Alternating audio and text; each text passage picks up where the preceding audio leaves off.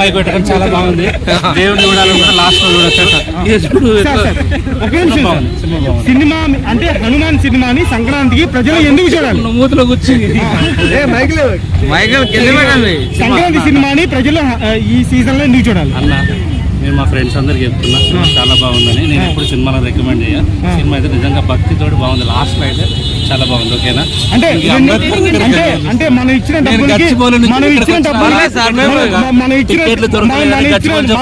డబ్బులకి దేవుని చూపించారంట.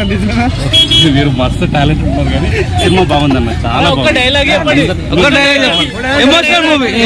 నేను సినిమాలో ఫ్యాన్ కాదు, సినిమా బాగుంది. ఓకే, హనుమాన్ చాలీసా ప్లే చేశారన్న. సినిమా చాలా బాగుంది, ప్రామిస్ బాగుంది. నచ్చిన డైలాగ్ ఒకటి చెప్పండి. పాటు మూవీ చెప్పండి. పాటు మూవీ పాటు ఎట్లా ఉంది, ఎట్లా ఉండిపోతుంది? పాటు పాటు ఎలా ఉండిపోతుంది సార్? PVCU కదా, ప్రశాంత్ వర్మ సినిమాటిక్ యూనివర్స్ ఒక సూపర్ హీరోస్ తీద్దాం అనుకున్నాడు కదా. చాలా బాగుంది.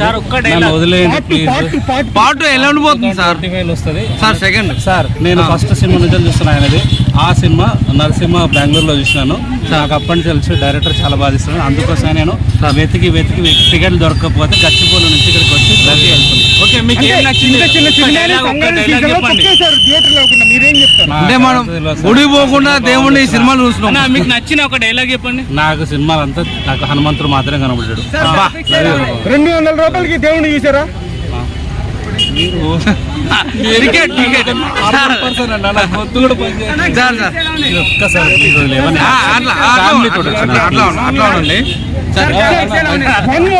సంక్రాంతి సీజన్ లో ఎందుకు చూడాలి హనుమాన్? ఒక పని చేస్తాను, సంక్రాంతి సీజన్ లో హనుమాన్ ఎందుకు చూడాలి?